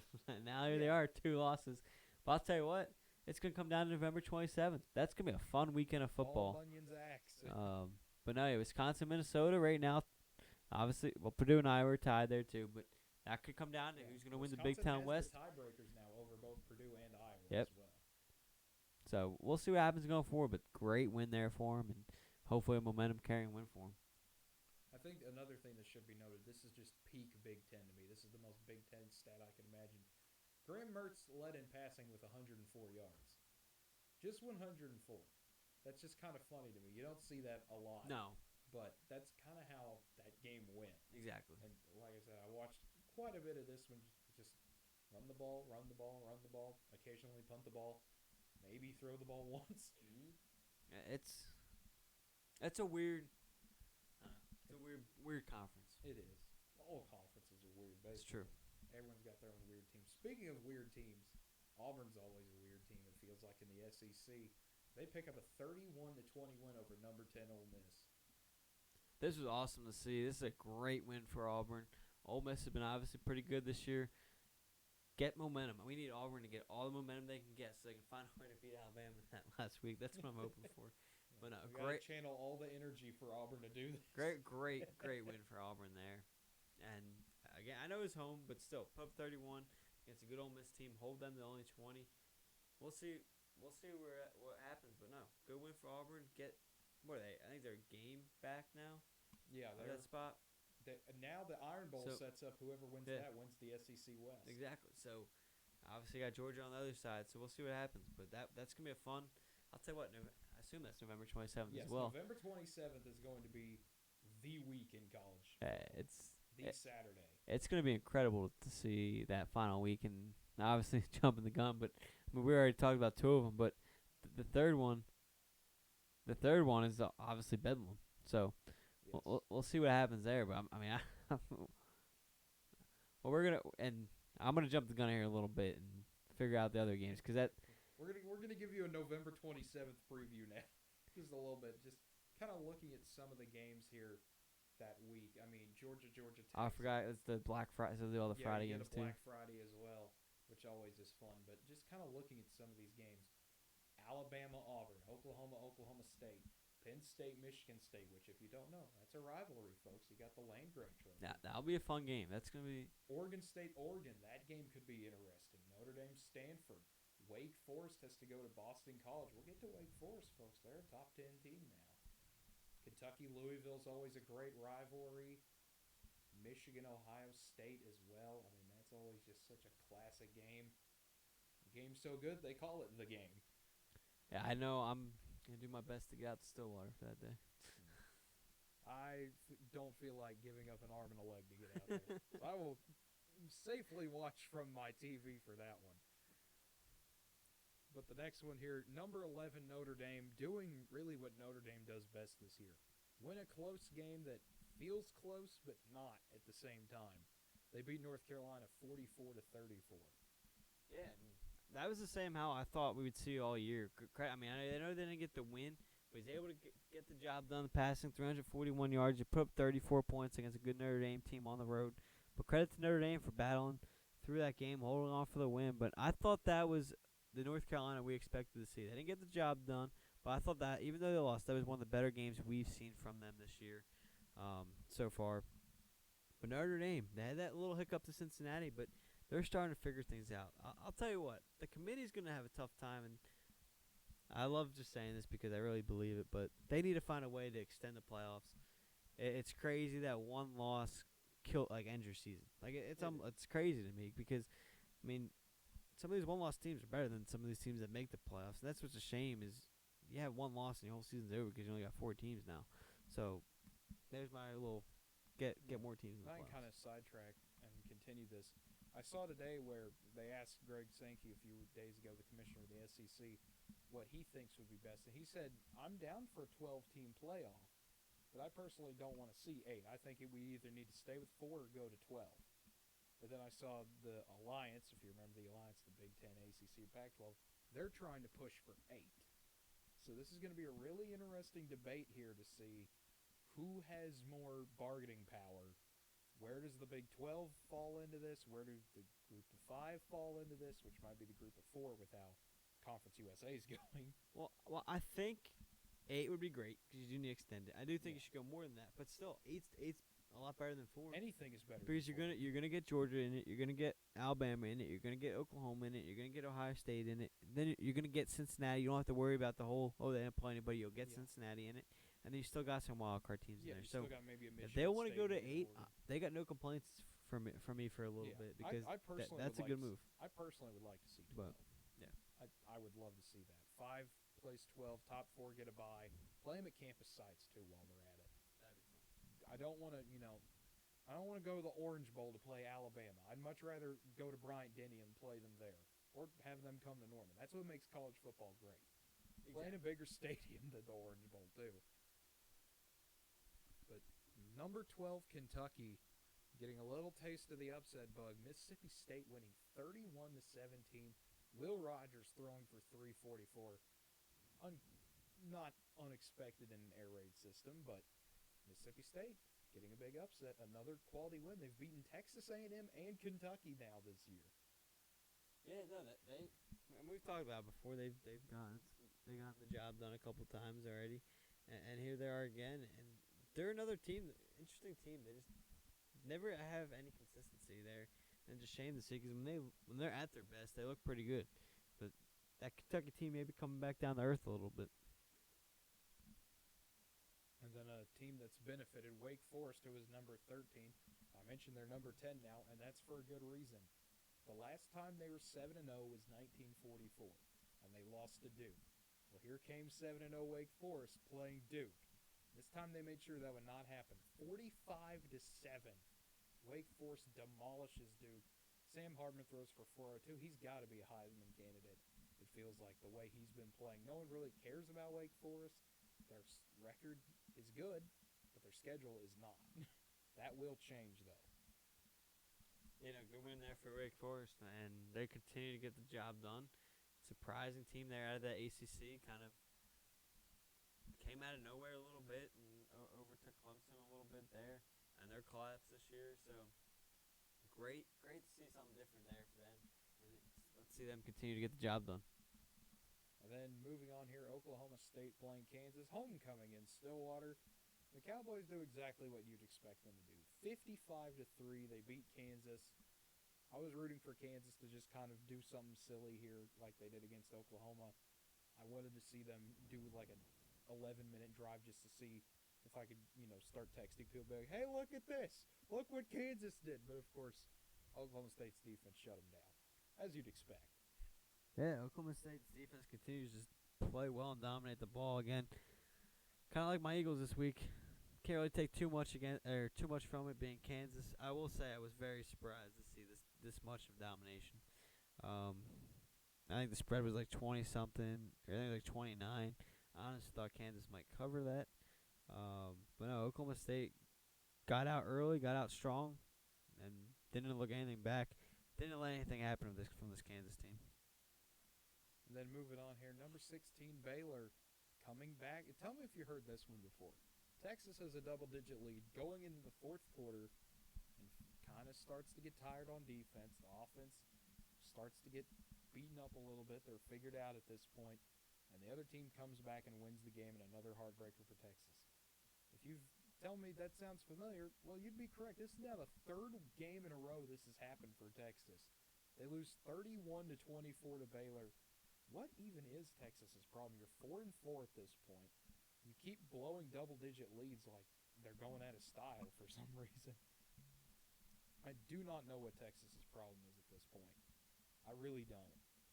They just can't close games. They have a good game plan. I think it comes to in-game adjustments. They're getting out coached there in the in-game spot. I think obviously they've had preparation to do really well, and they come out strong to start games. But they're just getting out coached late in the games and stuff like that. And again, I think Baylor's a very good team. I think they're top tier in the Big 12 in terms of this year. I mean, I think they're right there with offensively with Oklahoma and OSU. I think. Again, I already mentioned, I think it's going to be a tremendous offensive fun shootout there here in 2 weeks now for Baylor and Oklahoma, especially in Waco. I think it'll be a very exciting game to watch. So I wasn't surprised to see Baylor come back and win this game, honestly. I thought they'd come out stronger, so I was a little disappointed in that sense. But no, I think this Baylor team is pretty good, though. Yeah, that's kind of what I expected. I thought Baylor would come out and just kind of put this thing away early. Texas obviously has the talent, but it's just not there this year. Exactly. You got to make adjustments to win games, and Texas just kind of refuses to make adjustments. But a team that can make adjustments and has had to do it, injuries and a lot of other things, is Miami, and they showed it off again this week. Second week in a row, they upset a top 20 team. Last week it was NC State. This week it's Pittsburgh. Miami, a 38-34 win. This is one that I kind of felt would be a bit closer than usual just because Pittsburgh is a team you cannot trust. You cannot trust them. They're a wild card team every year. Even when they're good, they still have the ability to put a game like this out. Yes, Kenny Pickett threw for 519, but you've got to be able to stop Tyler Van Dyke, and they couldn't do it for most of the game. Yeah, I was surprised to see Pittsburgh lose this game. We've talked about Miami's struggles and what they've done here in the past this season, and their struggles to get going. So to see Pittsburgh not be able to take care of business at home surprised me a little bit because they have looked a lot better this year than years past. But in the end, Miami did what they had to do, and they got the win. Then a crazy game in the American. I don't know if you saw the ending of this or not, but SMU losing to Houston. First time this year. Houston, a 44-37 win. Now, I don't know if you saw the ending of this game or not, but SMU was down 37-34. They come all the way down the field. They kick a field goal with 20 seconds left to tie the game, and then Houston proceeds to run the kickoff back for a touchdown and win the game. I kind of remind me, if you remember that classic UCF-USF game a few years ago where they ran the kickoff back to win. It was very similar to that. And it was just insane to see the atmosphere in Houston. I mean, you got Clayton Tune throwing for 412. Houston's not a team to mess around with. They're 7-1 for a reason, folks. Yeah, this looked like the old Houston team we saw a few years ago.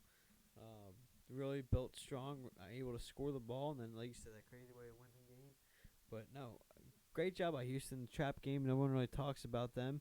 But again, yeah, SMU, a good team, but just got beat by maybe even a similar, if not a little better team there in Houston. Like you said, 7-1 for a reason this year, and I don't know. Maybe this is them starting to slowly get back to where they were at. Maybe. I mean, Dana Holgerson, he's trying to build something down there, which is kind of funny that he gets to come back in the Big 12 next year. Yeah. That Houston West Virginia game will be fun. The first time he has to go back to Morgantown. No question. Not able to get the job done out there in Morgantown, so we'll see.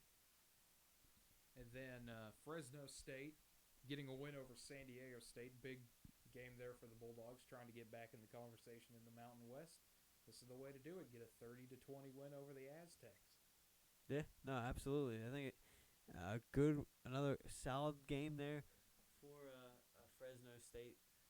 a team we've talked about. Really can't figure out what to make of them. They get a good win, get a tough, just a couple bad breaks here and there. I don't know. It's a weird team to kind of figure out. And once again, not able to get the San Diego State not able to get the job done. Fresno pulls off the upset on the road. Another surprising upset here this week. Again, just because it was on the road. But credit to them. They're able to battle back, get the win, and I honestly didn't get a chance to look at the rankings, but I wouldn't be surprised if that put them kind of at the 25 spot or near it. Yeah. And then Iowa State coming off a big win. How would they respond? The answer: let Jared Dagey throw for 370 on you. West Virginia, a big upset over Iowa State, 38-31. Yeah, absolutely. Weird Iowa State team this year. Got that win over Oklahoma State, but kind of came back down to earth here this week, and that defense just continues to be a problem a little bit there with the 38 points and stuff. And hopefully West Virginia can't do that next week. Yeah, I will say there were some. I know the refs weren't the whole reason that Iowa State lost, but they definitely played a part. Iowa State was coming down the field trying to tie the game up. Brees Hall goes into the end zone for a touchdown. They say he fumbled the ball. West Virginia jumps on it. They give the ball to West Virginia. After further review, it looked like his knee was down, but they decided to give the ball to West Virginia. They said the call in the field would stand. Big play there with 5 minutes left in the game. Could have maybe been tied at 38. But at the end of the day, you also have to stop West Virginia from being able to throw the ball. But they weren't able to do it. And then moving on here to not the final game we're going to talk about, but the final game involving a ranked team. BYU and Virginia, a late night shootout, and this was fun. This is a fun game to watch. 66-49. BYU submitting that Big 12 application. Pretty much. They say, hey, take us. We got an offense. I don't know if you guys still do shootouts over there, but we can do one. I think it was 38-38 or 38-35 at halftime. It was. So it's an incredible game. If you like points here. Yeah, this is the reason I was up to, it felt like 3 a.m. I just had to keep up with this game. 266 rushing yards. The passing numbers were normal, 349. You see that at good times. But 266 rushing yards by one guy. Incredible night there over in the late night game. Yep. And then a few more kind of interesting games to hit on. Just Purdue and Nebraska. Nebraska still cannot figure it out. Purdue gets a 28-23 win there. And Scott Frost is kind of sounding defeated in his post-game interview. I don't know if you. I think he's just losing answers at this point. You've been in every game pretty much. You've had ways to win. You just miss out on opportunity after opportunity to pull off games. And I think it's kind of deflating for him and defeating a little bit. And then USC flirting with disaster, but getting a 41-34 win over Arizona. Keep in mind, Arizona has not won a game this season. If you remember a long time ago, it feels like, talked about them losing to Northern Arizona. No one even knew that game was on TV. Yeah, no, good, solid performance there from Arizona to try to pull off this game on the road. I feel like Arizona's been in a few games this year. They're just not able to get the job done here at times, but they've played some teams close. I feel like that Oregon-Arizona game was pretty close until Oregon pulled away, I think, a little bit there at the end. But USC, we really don't know what to make of them since the coaching changed at the beginning of the year. You kind of you don't know what to expect from them each week, and you got a team that almost got upset here because you don't know, and that's the problem. They're still trying to figure out here in week 9 of the season. And then this is the game I was referring to earlier with the bad beat of the week. Clemson gets a 30-20 win over Florida State. And if you were a gambler in this game, I feel so bad for you if you picked Florida State to keep this thing close. Because at the end of the game, Clemson is up 24-20. Florida State has the ball. They run the old hook and ladder. Then you're trying to ladder the ball, trying to get to someone. Just keep the game alive. Try to find any way you can to get down the field. Clemson defender eventually finds it, gets a touchdown. And that probably broke some people. No, without question. I'm sure it did out there, just like in the NFL week. But crazy game that was. I thought Florida State might win that for a little bit. I mean, they had the lead until almost the very end. Yeah. So just incredible. And that's what's fun about college football. You don't know about it week to week.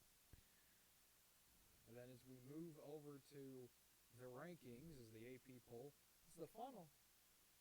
I got one more real quick. Okay, one more. Let's talk about real quick. Now, I don't have to go too detailed, but Kansas State beating TCU and ending the coaching tenure there for Gary Patterson. We can talk about this a little bit. Gary Patterson, especially because they're both Big 12 guys. So yeah, I guess we can talk about this for a little bit. No, I mean crazy to see that. To me, it came out of nowhere for him not even to finish the year. Well, to me, from what I heard at least, it sounded like they offered him to finish the year, and he just said, "I'll just resign now." Yeah. Well, and that's I always find it funny when schools and teams do that because it's like, well, they don't. You just told them that. That's why I thought they might just wait till the end of the year, in terms of that. Well, I think TCU did this kind of as a retaliation to Texas Tech doing it last week with the firing. Yeah, how about Kansas State ending 2 coaches? Yeah, beats Texas Tech. Kansas State. Wells goes, and then they beat beat TCU, and now Gary Patterson's gone. Now, fortunately for Kansas, Lance Leipold's in his first year, so I don't think he's getting fired. But Neil Brown, watch out at West Virginia. Right? Yeah. That's all I can say. Watch out, buddy. Very, very weird to see that. But yeah, I just thought I'd throw that in there real quick as we wrapped up week 9. Yeah, it is. Now, with the name I keep hearing attached to TCU that they're going to try to go after, now, obviously, they're still playing, so we don't know what's going to happen. But Sonny Dykes of SMU, how much friction would that cause in that rivalry? Well, we're just going to go over here and, hey, you know how you're a top 20 team? We're just going to go ahead and steal your coach. Real quick on coaches, I'm interested to see what happens with Luke Fickell at Cincinnati. Because he's obviously going to get a lot of better offers from teams. Like you're going to have the USCs of the world. We're going to keep going. But the problem is, though, now with Cincinnati going to the Big 12 here in a few years, is that big enough for him to stay there? Because he's going to be competitive in the Big 12. I mean, especially with OU leaving, there's no reason why Cincinnati can't win the Big 12. Someone's got to fill that place. So it's going to be. I'm interested to see is that Big 12 change big enough for him to stay there? I really don't know. I think it depends on Penn State this year and USC. So you keep hearing about James Franklin, the USC rumors. They sound pretty good. But I heard something else earlier today that kind of shocked me. Hearing some noise out of L.A. that Chip Kelly might be gone at the end of this year. It could be. I mean, he's had a few years there to get that program right, and obviously the L.A. Times wrote a big opinion article about how Chip Kelly needs to go. His time is gone. You've had a few years to build this team up, and you've delivered nothing. So I think the L.A. media is turning on him. I think we could see him be out the door as well. It would not surprise me. But going back to Gary Patterson real quick, I think this was kind of a long time coming, which sounds weird considering all he's done for TCU. But you could kind of tell after that 2017 team, they kind of started to slow down. I saw more and more TCU fans kind of starting to clamor, hey, times are changing. We need to be able to move on with the times. And then finally I saw a lot this year just saying, it's just time to end this. You know, thank you for all you've done, but it's time for you to go. So the question is, does he get a head coaching job, or does he go to defensive coordinator? I keep seeing OU fans joking about it on Twitter that defensive analyst Gary Patterson at OU. I would not be surprised if he takes defensive coordinator spot somewhere. Yeah. Would not surprise me either. As we finally move on to the final part of the show, we get the AP for the last time. This is really important for a day. For the college football playoff rankings come out tomorrow, and we will be live streaming that. I believe coverage starts at 6 o'clock. I don't know if that's when the rankings come out. I know that's at least when ESPN starts their coverage, but we'll be live here covering it. Are you going to be live? Yeah, we are going to be live. If you want to come in maybe, well, I don't know what we could do there, but maybe we can have you hop in. I don't know. You'll be here in spirit. I'll be here in spirit. I know you'll be here in spirit. Post my picture on the wall. Yeah, we'll put a picture on the wall and ask you how you feel. But no surprise in the AP Top 25. Still Georgia's #1 in the country. No surprise there. Cincinnati staying at 2. Alabama staying at 3. Oklahoma staying at 4. Michigan State jumping up to 5. Ohio State at 6. Falling down a spot, which makes sense. I mean, Michigan State with a giant win. Oregon still at 7. Notre Dame moving up to 8. Michigan falling to 9. Wake Forest in the top 10 for the first time in school history. Oklahoma State moving up to 11. Auburn up to 12. Texas A&M at 13. Baylor up to 14. Ole Miss down to 15. UTSA at 16. They're How moving about up. the Road Runners? BYU at 17. Kentucky at 18. Iowa, big drop, falling all the way to 19. Houston up to 20. Coastal Carolina moving back up. The Chanticleers at 21. Penn State only falling 2 spots down to 22. SMU falling to 23. Louisiana making their first appearance in a long time. They're in at 24. And Fresno State back in the rankings at 25. So kind of, as we look here, kind of interesting to see how some of this goes, as Oklahoma State now at 11, Wake Forest in the top 10, Notre Dame back at 8, which is just kind of weird to see how they've played all year. But at the same time, the question that really we've been asking all year, who really is the number 2 team in the country? We'll all agree Georgia's number 1, and this will be a fun debate for tomorrow, too, when the playoff rankings come out. But that 2 through 6 spot, who really is there? You're asking me, or you're asking me what they're going to do? I guess I'm just asking everyone. I think if I was in charge tomorrow night, if I actually had a vote, my top 6, I'd go 6 is Oregon. I'd go 5 is Alabama. 4 is Michigan State. 3 is Oklahoma. 2 Cincinnati. 1 is Georgia. Alrighty. What I know that's not what's going to happen. They'll put Alabama in the top 4. But listen, Alabama's loss was not a good loss. It wasn't like, and the end of the year, if they lose to Georgia, yeah, they lose to Georgia, you don't really count that, whatever. I get that. But their loss, it's not lost to it's Texas not like A&M. that. Yeah, you lost to Texas A&M without the starting quarterback. A Texas A&M team that's not ranked anymore. Or technically Texas A&M. Yeah, they're back. They're back. I hate this every year. At the time, though. At the time, it was an unranked A&M Yes. team going nowhere. And the reason why they're ranked now is because they beat Alabama. And we'll see this week with them playing Auburn. A&M has another chance to kind of prove themselves. So I do penalize. Is Alabama better than some of those teams? Yes. But to me, You have to penalize them for because losing. because you only have 4 teams. That's part of the problem there. Is you can't just take the best 4 all the and that's what's tough is you want to take the best 4, but you can't all the time because Michigan State's done their job. They've won every game. They got a great win over Michigan last week, who was ranked at the time 6th. Mm-hmm. Oklahoma, yeah, they've had some close games, but they've done their job. They've won every game in the end, and they beat some good teams. Cincinnati, they've done their job every week. Yeah, it's easier schedule than Alabama, probably, but they have a great win over Notre Dame. Georgia, I don't have to defend. Yeah, no one's got to defend Georgia. But that's my point there. And then a lot of people are like, Ohio State, because of the name. But listen, Oregon, same thing. They had a bad loss, but Oregon beat Ohio State. So to me, that head-to-head should mean more. And I remember who Oregon lost to. But to Oregon me, lost to Stanford. that's right. But to me, that Oregon win over Ohio State, that head-to-head matchup to me, is more important to me than that bad loss. Because you basically saw, and I get it, just because you beat a team doesn't mean you're better than that team, because anything can happen on a given day. But to me, that Oregon team went out, did their job, got the win over that Ohio State team. To me, that should be enough to get the job done.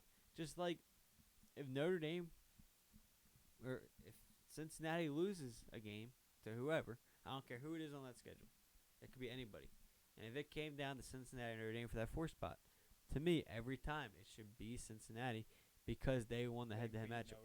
I don't care if they go out and I'm going to say Temple because I know they're struggling because I'm from that area, but I think they might be the worst team in that conference. Poor Temple. But even if they went out, I think they already beat Temple, so it doesn't matter.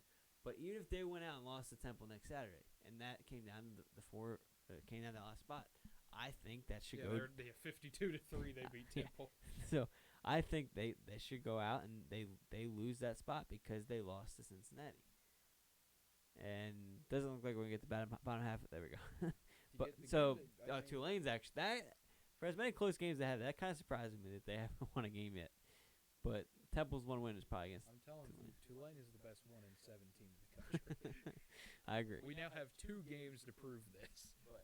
So we'll see what happens. I'm interested to see what they do tomorrow. That's my 6. If I'm going to predict tomorrow night's 6, I'm going to say they go Ohio State at. No, I'm going to go. They go Michigan State at 6. They go Ohio State at 5 because they love the big names. Yeah. They're going to go Oklahoma 4, Cincinnati 3, Alabama 2, Georgia 1. Oh, I guarantee you Alabama will be in the top 3 for some reason. Yeah.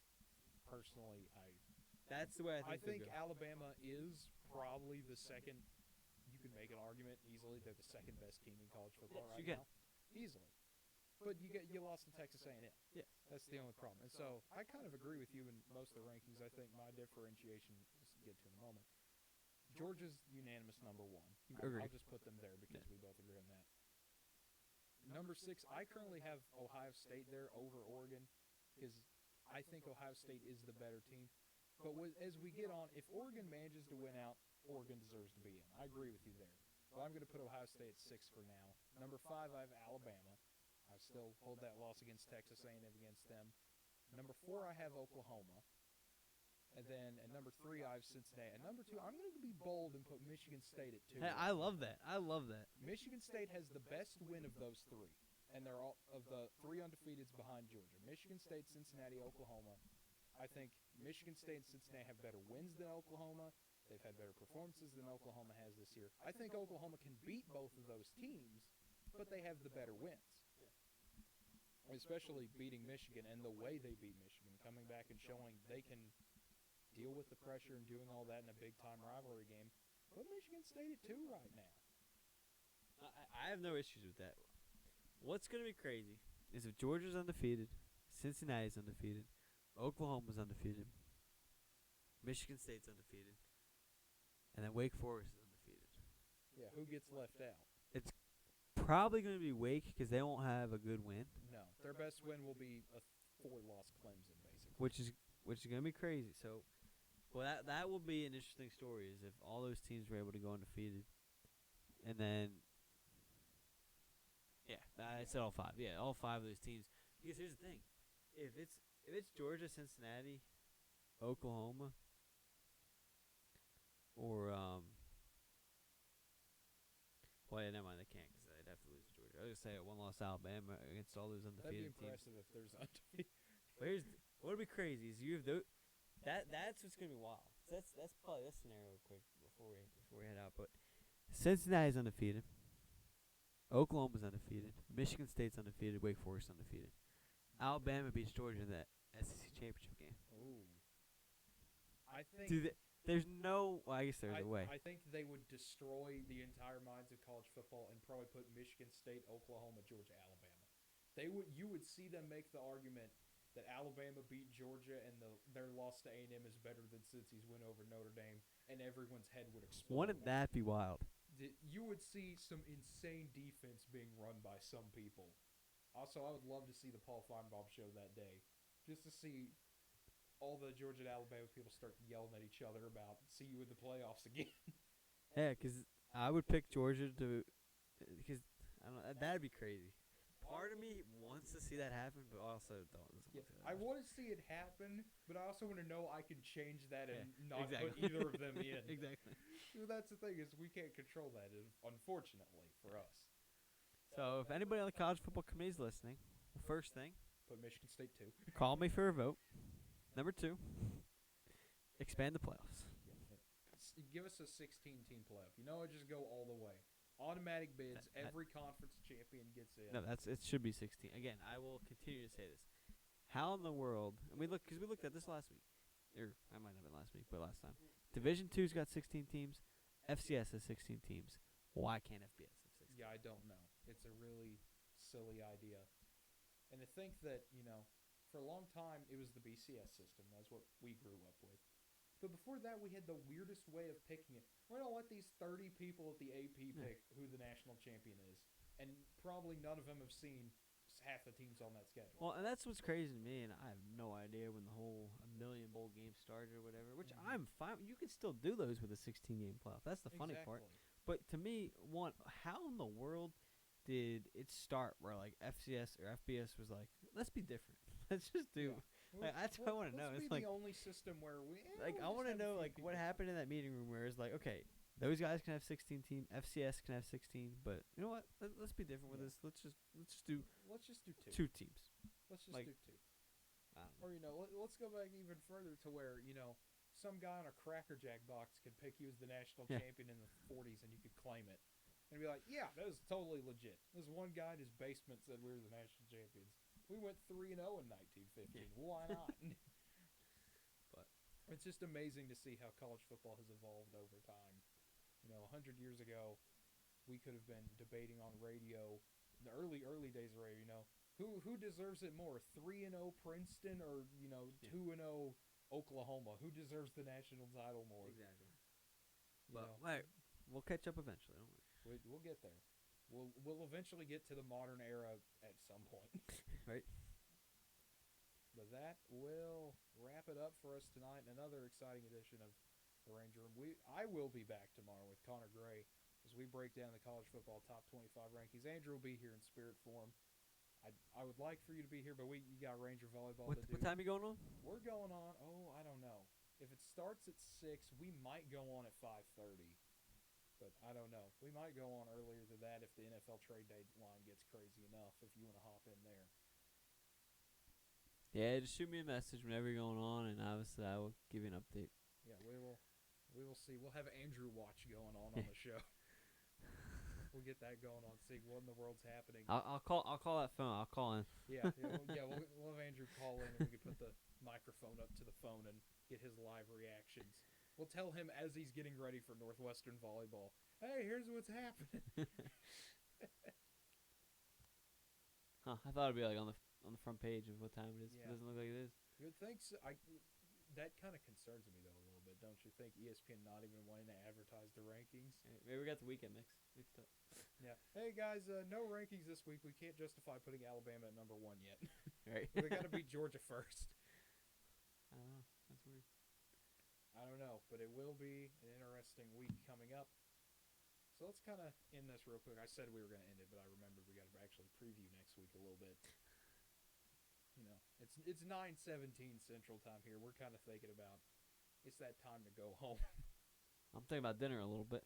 Yeah, I'm thinking about hopefully that Chiefs-Giants game is somehow competitive still. I don't think it is, but I would love to be surprised. But as we look at the upcoming week of college football here, it will load our computers. I think our computers are getting tired too. Yeah, They're right. starting to slow down as well. I mean, they're getting really slow here. Takes back to week 2. For some Yeah, reason. computers want to go back in time. It's done for today. Yeah, and also MACtion this week too. Tuesday night games are back. Eastern Michigan, Toledo at 6:30 tomorrow. Miami of Ohio and Ohio at 6:30 tomorrow. Will be absolutely fun to see. Anytime we get to MACtion, it's great. As we finally get the list of games pulled up here for this upcoming weekend, what are kind of some of the games that stand out to you? As you mentioned already on the show, Auburn, Texas A&M. I think Oklahoma State going to Morgantown's on upset alert a little bit there. I think we've seen it already. Michigan State going to Purdue is an upset alert game. Barely TCU. I'm interested in that. How does TCU respond with the coaching change? Jerry Kill, Do- the interim head coach there. They just roll over? Do they actually show up, still try to compete? Trap game there for Baylor, especially with Oklahoma the following week. So we'll see what we get out of that. I think those are my biggest games. I'm going to tell you Well, No, I'll let you go. I don't want to steal it if you were to say it. I've got a few kind of look out for these kind of games. 11 a.m. Wake Forest at North Carolina. How does Wake Forest get up for that? Now they have the pressure of being a top 10 team. How do you deal with that? And 11 a.m. in Chapel Hill's not the most intimidating environment, but that can kind of lure you in sometimes. Also, it appears we do have an update on that Chiefs-Giants game, but our computer continues to despise us this evening. Let's see. I'm curious what the this is a trap. I'm gonna be honest. I'm tempted to pick North Carolina. I'm very tempted to pick them as well. They played well against Notre Dame. Same how I threw for 340 yards, like I said earlier. I am tempted to to pick the Tar Heels in this game. Yeah. Also, we do have an update on Chiefs Giants. Chiefs are up 14-10 in the third quarter here. So kind of interesting there for the Giants. It all depends if Giants can get a hold on it. It looks like it's the Chiefs' ball. So it looks like the Giants must already have the ball with 7 minutes left in the quarter. The Chiefs' ball, and they're only on their own 30. So I think Giants must have just punted or something in that game. Yeah, I think so. Another game that will be fun just in terms of it's going to be insanity for a little bit if they can get their offenses going. Liberty and Ole Miss at 11 a.m. Yeah. Malik Willis, very underrated quarterback. If you haven't seen him at Liberty, he's pretty good, folks. You need to go see Liberty at least once on TV this year. I think another one, as our Wake Forest, North Carolina page of stats is finally loading. But even ESPN's a little matchup predictor they do on FBI, even they're picking North Carolina to win this game. It feels like all the odds are kind of against them here. North Carolina is even the 2-point favorited to win this That's game. honestly less exciting now because it's not really much what I'm saying. Yeah. I'll tell you what, 76.5 over under. That's crazy. This kind of feels like the Iowa-Wisconsin game last week, doesn't it? It does. Everyone kind of expects this to be an upset, so you almost think it's not going to happen, and then it does. And you're just kind of like, okay, that happened, I guess. Exactly. Congratulations, we all picked this. But I think the one that I'm going to go with as the Super Bowl upset potential pick of the week, Michigan State at Purdue. I think the potential is there. The way Purdue can play at times. Our computer continues to die on us. This is just I'm just stunned. It has never done this before. I know I keep saying it, but I do not even know why it's doing this. I think it's just as tired as we are. But I think Purdue, you look at what they can do when they play their game, they can go toe-to-toe with Michigan State. Now, do I think they will win? No. But I think they can make this one of those weird 24-21 games or something like that, especially being at home in West Lafayette. Nah, I think it'll be close for a little bit. I think Michigan State ends up pulling away in the long run. But it's a game to look out for sure. And then kind of another one that I think will be interesting here is just because it's always a fun game, not in terms of I don't think it'll actually be close, but LSU and Alabama, anytime those two get together, usually the first quarter is much-watched television. Yes. Then usually Alabama blows them out, or it's a really good game. No, yeah, without question. Unfortunately, it's at Alabama, or else it would be more of a watch if it was at LSU. But that will finally wrap it up here. I think our computer's pretty much telling us, please end the show. Right. We're done here. So I guess we'll have to oblige. But for Andrew Santangelo, I'm Cade Kennedy. I will see you tomorrow as we get ready to discuss the first college football playoff rankings. But until then, have a great night, everybody.